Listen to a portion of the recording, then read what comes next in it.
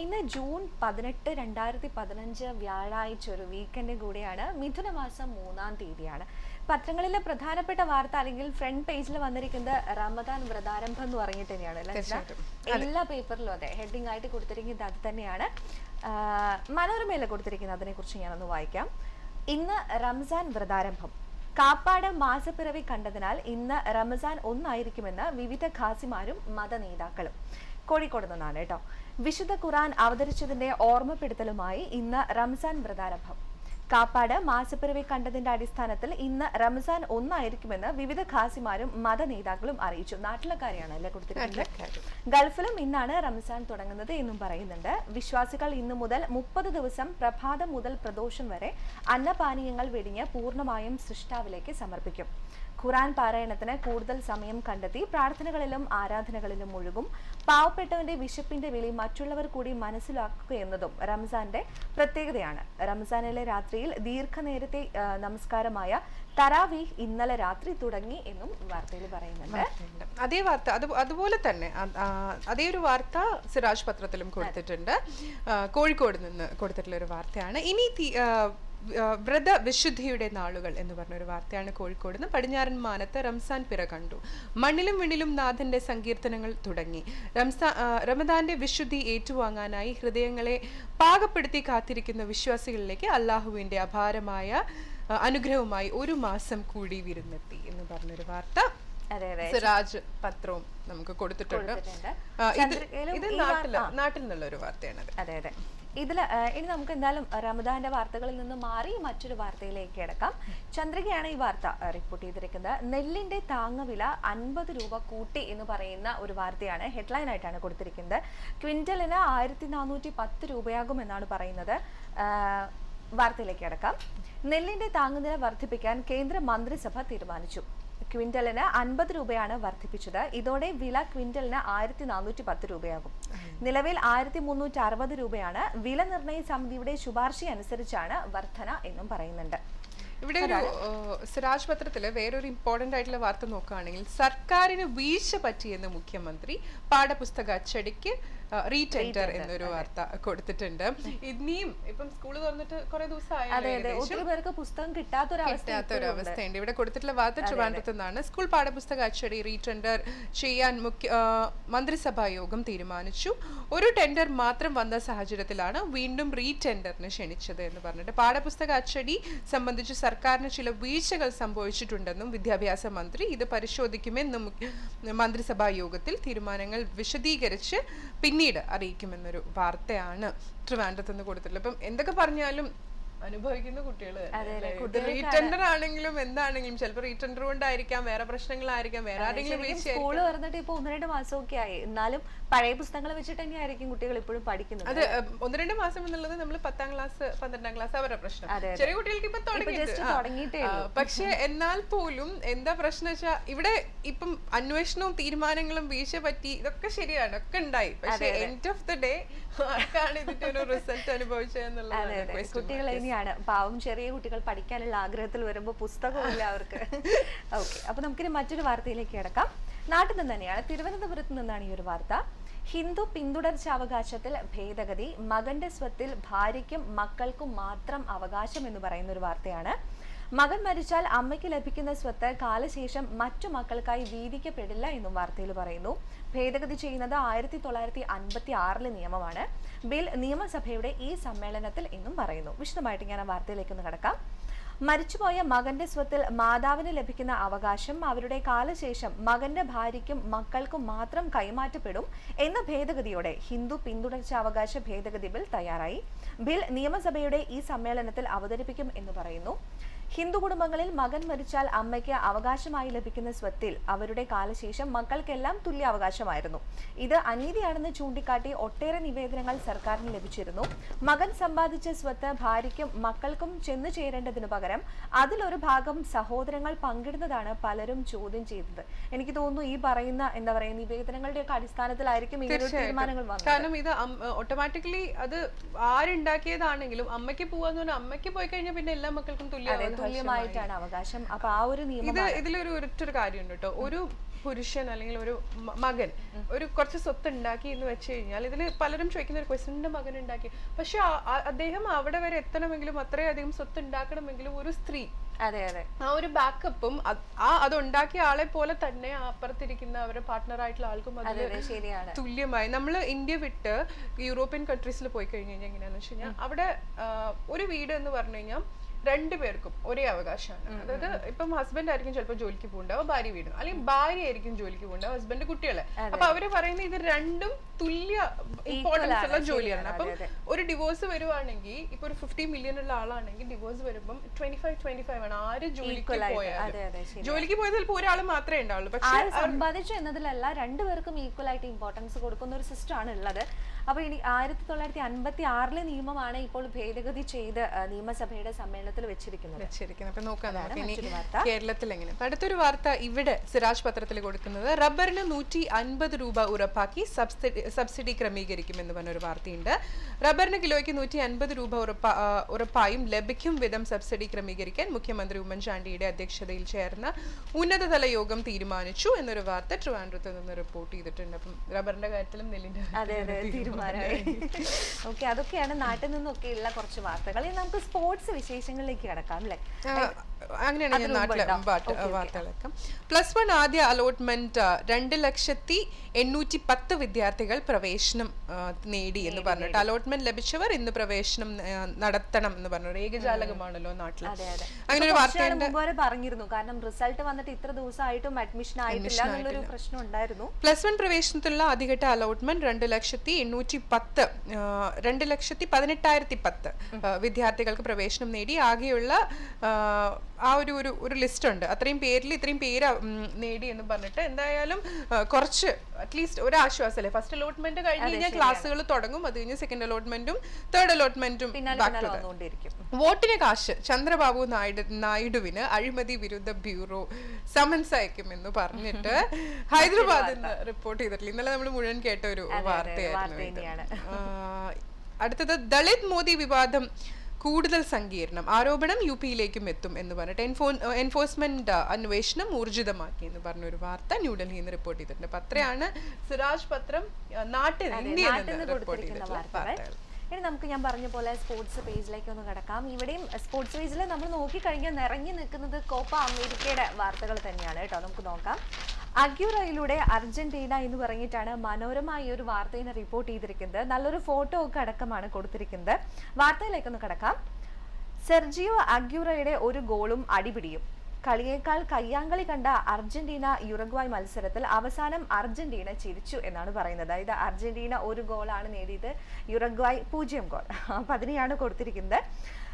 Coach Gerard Martino ചുവപ്പ് card കണ്ടെങ്കിലും കളിയിൽ 1-0 ജയം. ആദ്യ കളിയിൽ പരാഗ്വേയോട് പിണങ്ങിയ സമനിലയിലൂടെ ക്ഷീണം അർജന്റീന മറികടന്നു. 4 പോയിന്റോടെ ഗ്രൂപ്പിൽ ഒന്നാമത്. രണ്ടാം പകുതിയുടെ തുടക്കത്തിലായിരുന്നു അഗ്യൂറോയുടെ ഗോൾ. കളി മോശമായിരുന്നുവെങ്കിലും ഗോളിനെ ആ കൂട്ടത്തിൽ പെടുത്താനാകില്ല. ഇടതുവിങ്ങിൽ നിന്നുള്ള സബലൈറ്റയുടെ ഹെഡറിനെ പറന്നുയർന്നാണ് അഗ്യൂറോ വലയിൽ എത്തിച്ചത് എന്നും പറയുന്നു. ശരിക്കും കളി കണ്ടൊരു പ്രതീതി തന്നെയാണല്ലേ വാർത്ത വായിക്കുമ്പോഴും. പറന്നുയർന്നു, അതുപോലെ തന്നെ എന്താ പറയാ, അർജന്റീന ചിരിച്ചു എന്നൊക്കെ പറഞ്ഞിട്ടാണ്. എന്തായാലും അതെ, നല്ലൊരു റിപ്പോർട്ട് തന്നെയാണ് നമ്മുടെ കോപ്പ അമേരിക്കയെ കുറിച്ച് വന്നിരിക്കുന്നത്. അതുപോലെ തന്നെ മറ്റൊരു സ്പോർട്സ് വാർത്തയുള്ളത്, ശരത് പവാർ MCA പ്രസിഡന്റ് എന്ന് പറയുന്ന ഒരു വാർത്തയാണ്. നമുക്ക് നോക്കാം. മുംബൈയിൽ നിന്നാണ് ഈ വാർത്ത. NCP നേതാവ് ശരത് പവാർ മുംബൈ ക്രിക്കറ്റ് അസോസിയേഷൻ പ്രസിഡന്റായി വീണ്ടും തിരഞ്ഞെടുക്കപ്പെട്ടു. വിജയ് പാട്ടീലിനെ 27 വോട്ടിനാണ് പവാർ പരാജയപ്പെടുത്തിയത് എന്ന് പറയുന്നു. പവാറിന് 172 വോട്ടുകളാണ് ലഭിച്ചത്. പാട്ടീലിന് 145 വോട്ടുകൾ. ഒരു ജോയിന്റ് സെക്രട്ടറി സ്ഥാനം ഒഴികെ എല്ലാം പവാർ പക്ഷം നേടി എന്ന് പറയുന്ന ഒരു വാർത്തയാണുള്ളത്. അതുപോലെ തന്നെ മറ്റൊരു വാർത്തയുള്ളത്, വനിതാ ലോകകപ്പ് കാമറൂൺ അമേരിക്ക പ്രീ ക്വാർട്ടറിൽ എന്ന് പറയുന്ന ഒരു വാർത്തയാണ് കേട്ടോ. നോക്കാം. ഫിഫ വനിതാ ലോകകപ്പ് കാമറൂണും അമേരിക്കയും പ്രീ ക്വാർട്ടറിൽ. ഗ്രൂപ്പ് സിയിലെ അവസാന മത്സരത്തിൽ സ്വിറ്റ്സർലാൻഡിനെ 2-1 മറികടന്നാണ് കാമറൂൺ നോക്കൌട്ട് റൗണ്ട് ഉറപ്പാക്കിയത്. നിലവിലെ ചാമ്പ്യന്മാരായ ജപ്പാനാണ് ഗ്രൂപ്പിൽ ഒന്നാമത്. നൈജീരിയയെ 1-0 തോൽപ്പിച്ച് ഗ്രൂപ്പിൽ ഒന്നാമന്മാരായി അമേരിക്കയും 2ാം റൗണ്ടിലെത്തി എന്ന് പറയുന്ന ഒരു വാർത്തയാണ് സ്പോർട്സ് പേജിലെ വിശേഷങ്ങളായിട്ട് പത്രങ്ങളിൽ കൊടുത്തിരിക്കുന്നത്. അപ്പൊ അങ്ങനെ സ്പോർട്സ് പേജ് തീരുമ്പം നമ്മളെടുത്ത് പ്രാദേശിക വാർത്തകൾ. അതെ, ഇവിടെ യു എയിൽ പ്രത്യേകിച്ച് തന്നെ നമ്മുടെ ഇവിടുത്തെ റമദാൻ ഒതുക്കങ്ങളും കാര്യങ്ങളൊക്കെ ആയിട്ടുള്ള ഇവിടുത്തെ വാർത്തകൾ. ആദ്യമായിട്ട് തന്നെ ഒരു ഫോട്ടോ അടക്കമുള്ള ഒരു വാർത്തയാണ്. യു എയിലെ ഉന്നത പോലീസ് ഉദ്യോഗസ്ഥർക്ക് യു എ ആഭ്യന്തരമന്ത്രി Sheikh Saif bin Zayed Al Nahyan ഉപഹാരങ്ങൾ നൽകിയപ്പോൾ എന്ന് പറഞ്ഞിട്ട് ഒരു വാർത്ത. അതിൻ്റെ ഒരു നല്ല വലിയൊരു ഫോട്ടോ അടക്കം എല്ലാ പോലീസ് ഉദ്യോഗസ്ഥരുടെയും ഉപഹാരം നൽകുന്ന ഒരു ഫോട്ടോ ആണ് കൊടുത്തിട്ടുള്ളത്. അടുത്തത് വേറെ ഒരു വാർത്ത കാണാനുള്ളത്, എമിറേറ്റ്സ് റോഡിൽ വാഹനാപകടം, പോലീസ് ഓഫീസർ മരിച്ചു എന്ന് പറഞ്ഞ ഒരു വാർത്തയുണ്ട്. അതാ ഫോട്ടോ കാണുമ്പം രാവിലെ ഇത് തന്നെ കാണിക്കാൻ തന്നെ നമുക്കൊരു വിഷമം, കാരണം അത്രയും ആ വണ്ടികൾ അങ്ങനെ നശിച്ചിട്ടുള്ള ഒരു ഫോട്ടോ ആണ്. So always please be careful on the road. വേറൊരു വാർത്ത, ഷാർജയിൽ 75 സുരക്ഷാ ക്യാമറകൾ സ്ഥാപിക്കുന്നു. ഷാർജ റോഡ് സുരക്ഷ ഉറപ്പാക്കാൻ എമിറേറ്റ്സിന്റെ വിവിധ ഭാഗങ്ങളിൽ 75 സുരക്ഷാ ക്യാമറകൾ സ്ഥാപിക്കുന്നു. ഇവയുടെ പ്രവർത്തനം തുടങ്ങിയതായും അത്യാധുനിക സജ്ജീകരണങ്ങളുള്ള ക്യാമറകളാണ് സ്ഥാപിച്ചിരിക്കുന്നതെന്നും ഷാർജ പോലീസ് അറിയിച്ചു എന്ന് പറഞ്ഞൊരു വാർത്തയുണ്ട്. അതെ, ഇനി മറ്റൊരു വാർത്തയുള്ളത്, സ്വർണ്ണ കള്ളക്കടത്ത് പണി തന്നു എന്ന് പറഞ്ഞിട്ടുള്ള ഒരു വാർത്തയാണ്. Door to door cargo service ഗുരുതര പ്രതിസന്ധിയിൽ എന്നും വാർത്തയിൽ പറയുന്നു. ഞാൻ ആ വാർത്തയിലേക്ക് നടക്കാം. സാധനങ്ങൾ ലക്ഷ്യസ്ഥാനത്ത് എത്താൻ വേണ്ടി വരുന്നത് 1 മാസത്തിന് അടുത്ത് സമയം വരുന്നു എന്നും പറഞ്ഞിട്ടുള്ളതാണ്. അബുദാബിയിൽ നിന്നാണ് കേട്ടോ ഈ വാർത്ത. ഗൾഫ് രാജ്യങ്ങളിൽ നിന്നുള്ള സ്വർണ്ണ കള്ളക്കടത്ത് സംഭവങ്ങൾ വർദ്ധിച്ചതോടെ പ്രവാസികൾക്ക് ഏറെ പ്രയോജനകരമായിരുന്ന door to door cargo service ഗുരുതര പ്രതിസന്ധി. എയർ ഇന്ത്യ എക്സ്പ്രസ് ഉൾപ്പെടെ യാത്രക്കാരുടെ ലഗേജ് പരിധി 30 കിലോഗ്രാമിൽ നിന്നും 20 കിലോഗ്രാമായി വെട്ടിക്കുറച്ചതും door to door cargo service ഉപയോക്താക്കളുടെ എണ്ണത്തിൽ വർധനയുണ്ടാക്കിയിരുന്നു. ഇതിനിടെ എയർ ഇന്ത്യ എക്സ്പ്രസ് ലഗേജ് പരിധി 30 കിലോഗ്രാമാക്കി ഈ വർഷാവസാനം പുനഃക്രമീകരണം ഏർപ്പെടുത്തിയെങ്കിലും മറ്റു ചില എയർലൈനുകളും പ്രത്യേകിച്ച് ബഡ്ജറ്റ് എയർലൈനുകൾ പഴയ രീതി തുടരുകയാണ്. ഈ സാഹചര്യത്തിലാണ് മലയാളികൾ ഉൾപ്പെടെയുള്ള പ്രവാസികൾ അധിക ലഗേജ് അയക്കാൻ ഡോർ ടു ഡോർ സംവിധാനം പ്രയോജനപ്പെടുത്തിയിരുന്നത് എന്നൊക്കെ പറയുന്ന ഒരു വാർത്തയാണ്. അതുപോലെ തന്നെ ഇതിനോടനുബന്ധിച്ച് തന്നെ കൊടുത്തിരിക്കുന്നുണ്ട് 100 കിലോഗ്രാം എങ്കിൽ ഡോർ ടു ഡോർ വേണ്ട എന്ന് പറയുന്ന ഒരു ചെറിയൊരു വാർത്തയും കൂടെ കൊടുത്തിട്ടുണ്ട്. ഇപ്പോഴത്തെ സാഹചര്യത്തിൽ 100 കിലോഗ്രാമിലധികം സാധനങ്ങൾ ഉണ്ടെങ്കിൽ ഡോർ ടു ഡോർ സംവിധാനം പ്രയോജനപ്പെടുത്താതിരിക്കുകയാണ് അഭികാമ്യം എന്ന് പറയുന്നു. ഏറ്റവും അടുത്ത എയർപോർട്ടുകളിലേക്ക് സാധനങ്ങൾ അയക്കുകയും നേരിട്ട് കസ്റ്റംസ് ക്ലിയറൻസ് ചെയ്യുന്നതുമാണ് ഉത്തമം എന്നാണ് പറഞ്ഞിരിക്കുന്നത്. 100 കിലോഗ്രാമിന്റെ അടുത്തൊക്കെയാണെങ്കിൽ ഡോർ ടു ഡോർ വേണ്ട എന്നാണ് പറഞ്ഞിരിക്കുന്നത്. എന്താ ചെയ്യുക, നമ്മൾ ഈ ബഡ്ജറ്റ് എയർലൈൻസ് ഒക്കെ പലപ്പോഴും ഇപ്പൊ എയർ ഇന്ത്യ എക്സ്പ്രസ് തന്നെ കുറച്ച് നാൾ മുമ്പ് 20 kg ആക്കി, പിന്നെ 30 kg ആക്കി. നോർമലി നമ്മുടെ ഒരു ട്രോളി ബാഗ് തന്നെ തൂക്കിക്കഴിഞ്ഞാൽ 7 കിലോ ഉണ്ട് അടുത്ത് വരും. പിന്നെ അത്യാവശ്യമുള്ള ഡ്രസ്സും പിന്നെ നാട്ടിലേക്കാണ് നമ്മൾ പോകുന്നത്. ആ ഒരു റിയാലിറ്റിയും കൂടെ മനസ്സിലാക്കാതെ 20 kg എന്ന് പറഞ്ഞാൽ which is something very impossible. ഒരു ലാപ്ടോപ്പ് എല്ലാവരുടെ അടുത്തും ഉണ്ടാവും. അതുപോലെ എന്താ ഉള്ളത് ഒന്നും, അതും ആ 20 kg ഒരു 1/2 kg പോലും എക്സംഷൻ തരാത്ത ഒരു അവസ്ഥ എന്ന് പറയുമ്പോൾ അത് ഒരു എന്താ പറയാ, എങ്ങനെയെങ്കിലും ബുദ്ധിമുട്ടിപ്പിക്കുക എന്നുള്ള ഒരു അവസ്ഥയിലാണ്. വേറൊരു വാർത്ത ഇവിടെ കാണാനുള്ളത്, മെട്രോ സ്റ്റേഷനുകളുടെ പരിസരത്ത് വസ്തുക്കൾക്ക് 41% വില വർധന എന്ന് പറഞ്ഞിട്ട് ദുബായ് മെട്രോ സ്റ്റേഷനുകൾക്ക് സമീപമുള്ള വസ്തുക്കൾക്ക് 41% വരെ വില വർദ്ധിച്ചതായി RTA ചെയർമാൻ അറിയിച്ചു. ഇവിടങ്ങളിൽ വാടകയിലും വിപണിയിലും 10% വർധന വന്നിട്ടുണ്ട്. ചരക്ക് കപ്പലുകളിലും ചുവപ്പ് പാതയിലും പച്ചപ്പാതയിലും അടുത്തുള്ള സ്റ്റേഷനുകൾ ഉപയോഗിക്കുന്ന ഇടങ്ങളിലാണ് വർദ്ധിച്ചത് എന്നാണ് റിയൽ എസ്റ്റേറ്റ് കമ്പനികൾ പറഞ്ഞിട്ടുള്ളത് എന്ന് പറഞ്ഞൊരു വാർത്ത. അതുപോലെ തന്നെ മറ്റൊരു വാർത്തയുള്ളത്, ഷാർജയിൽ റമദാൻ ഫെസ്റ്റിന് തുടക്കം എന്ന് പറയുന്ന ഒരു വാർത്തയാണ്. ഉപഭോക്താക്കൾക്ക് വിലപിടിപ്പുള്ള സമ്മാനങ്ങൾ നേടാൻ അവസരം നൽകിയും വൻ വിലക്കിഴിവ് വാഗ്ദാനം ചെയ്തും ഷാർജ റമദാൻ ഫെസ്റ്റിവലിന് ഇന്ന് തുടക്കമാകും. ഈദുൽ ഫിത്തറും കഴിഞ്ഞ ജൂലൈ 19-നാണ് ഇത്തവണത്തെ ഷാർജ റമദാൻ ഫെസ്റ്റിവൽ സമാപിക്കുക എന്ന് പറയുന്നു. കുറച്ചധികം ദിവസമുണ്ട് അല്ലെ. വിവിധ സർക്കാർ, അർദ്ധ സർക്കാർ, സ്വകാര്യ സ്ഥാപനങ്ങളുടെ സഹകരണത്തോടെ Sharjah chamber of commerce and industries ഇത് 26ാമത് തവണയാണ് വിശുദ്ധ റമദാൻ പ്രമാണിച്ച് വ്യാപാരോത്സവം സംഘടിപ്പിക്കുന്നത് എന്നും പറയുന്നു. റമദാൻ ഫെസ്റ്റിവലിന്റെ ഭാഗമായി എമിറേറ്റിന്റെ വ്യത്യസ്ത മേഖലകളിൽ വിവിധ മത സാംസ്കാരിക വിനോദ പരിപാടികളും അരങ്ങേറും എന്ന് പറയുന്ന ഒരു വാർത്തയാണ് കൊടുത്തിരിക്കുന്നത് ചന്ദ്രികയില്.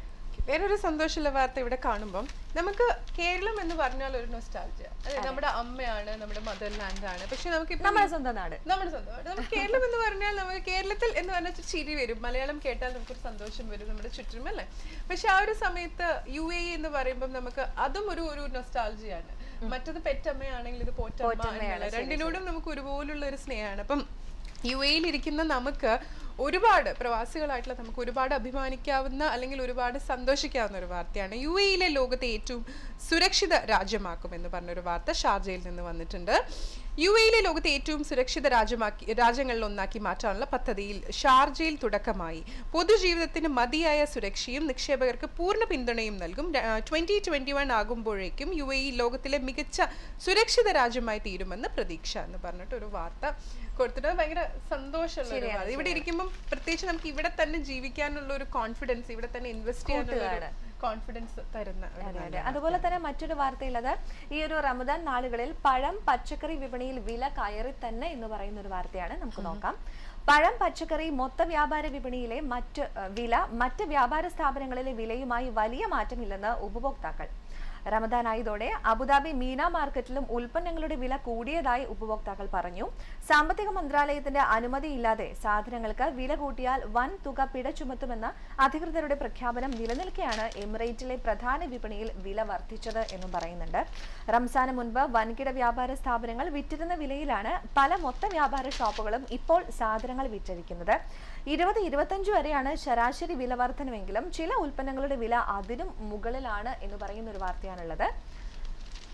അതുപോലെ തന്നെ മറ്റൊരു വാർത്ത ഇതിനോടനുബന്ധിച്ച് തന്നെയുള്ളത്, റമദാനെ തുടർന്നാണ് കേട്ടോ. സൗദിയിൽ സർക്കാർ ജീവനക്കാർക്ക് ഇപ്രാവശ്യം 12 ദിവസം അവധി എന്ന് പറയുന്ന ഒരു വാർത്തയാണ്. സൗദിയിലെ സർക്കാർ ജീവനക്കാർക്ക് 12 ദിവസത്തെ ഈദുൽ ഫിത്തർ അവധി. എല്ലാ സർക്കാർ വകുപ്പുകൾക്കും ജൂലൈ 17 മുതൽ 28 വരെ അവധി അനുവദിച്ചതായി സൽമാൻ രാജാവ് അറിയിച്ചു. റമദാൻ മാസത്തിൽ ജോലി സമയം 5 മണിക്കൂറായി കുറച്ചിട്ടുണ്ട് എന്നും വാർത്തയിൽ പറയുന്നു. രാവിലെ 10 തൊട്ട് വൈകിട്ട് 3 വരെയാണ് സൗദിയിലെ സർക്കാർ ഓഫീസുകളുടെ പ്രവർത്തന സമയം. അങ്ങനൊരു വാർത്ത. ഇവിടെയുള്ള വേറൊരു വാർത്ത, മാനദണ്ഡം പാലിക്കാത്ത റെസ്റ്റോറന്റുകൾ അടച്ചുപൂട്ടി എന്നൊരു വാർത്ത അബുദാബിയിൽ നിന്നാണ്. ഭക്ഷ്യസുരക്ഷ ഉറപ്പാക്കാനുള്ള മാനദണ്ഡങ്ങൾ പാലിക്കുന്നതിൽ വീഴ്ച വരുത്തിയ റെസ്റ്റോറന്റുകൾ അബുദാബി ഫുഡ് കൺട്രോളർ അതോറിറ്റി അടച്ചുപൂട്ടി എന്ന് പറഞ്ഞൊരു വാർത്തയുണ്ട്. പ്രത്യേകിച്ച് ഈ ഒരു റമദാൻ സമയത്ത് സേഫ്റ്റിയുടെ കാര്യത്തിലും നമ്മൾ മാനദണ്ഡങ്ങൾ പാലിക്കുന്ന കാര്യത്തിൽ തീർച്ചയായിട്ടും വളരെ ഇമ്പോർട്ടൻസ് നൽകും. ആൻഡ് മറ്റൊരു വാർത്ത ഇതൊന്ന് വായിക്കാം. എമിറേറ്റ് സൈഡ് കേന്ദ്രങ്ങളുടെ സമയത്തിൽ മാറ്റം എന്ന് പറയുന്ന ഒരു വാർത്തയാണ്. റമദാൻ പ്രമാണിച്ച് എമിറേറ്റ്സ് ഐഡന്റിറ്റി അതോറിറ്റി ആസ്ഥാനത്തെയും ഉപഭോക്തൃ സേവന കേന്ദ്രങ്ങളുടെയും പ്രവൃത്തി സമയത്തിൽ മാറ്റം വരുത്തി. അബുദാബി ഖലീഫ സിറ്റിയിലുള്ള ആസ്ഥാന മന്ദിരം രാവിലെ 9-നും 10-നും ഇടയ്ക്ക് തുറന്ന് ഉച്ച കഴിഞ്ഞ് 2-നും 3-നും ഇടയ്ക്ക് അടയ്ക്കും. 5 മണിക്കൂറായിരിക്കും റംസാനിലെ പ്രവൃത്തി സമയം. അതുപോലെ തന്നെ Al Wahda, Al Ain, Karama, Rashidiya, Al Barsha, Sharjah, Ajman, Ras Al Khaimah, Fujairah എന്നീ ഉപഭോക്തൃ സേവന കേന്ദ്രങ്ങൾ 2 ഷിഫ്റ്റ് ആയിട്ടാണ് പ്രവർത്തിക്കുക. രാവിലെ 8 മുതൽ 1 വരെയും ഉച്ചയ്ക്ക് 12:30 മുതൽ വൈകിട്ട് 5:30 വരെയും, അങ്ങനെ 2 ഷിഫ്റ്റ് ആയിട്ടാണ് പ്രവർത്തിക്കുക എന്നാണ് വാർത്തയിൽ പറയുന്നത്. വേറൊരു വാർത്ത കാണുന്നത്, ദുബായിൽ 734 അജ്മാനിൽ 119 പേരും ജയിൽ മോചിതരാകുമെന്ന് പറഞ്ഞിട്ട് റമദാന്റെ കാരുണ്യ കനിവിൽ ദുബായ് വിവിധ ജയിലുകളിൽ തടവ് ശിക്ഷ അനുഭവിക്കുന്ന 734 പേർക്കും അജ്മാൻ ജയിലിലെ 119 പേർക്കും മോചനം നൽകാൻ ഭരണാധികാരികൾ ഉത്തരവിട്ടു എന്ന് പറഞ്ഞൊരു വാർത്തയുണ്ട്.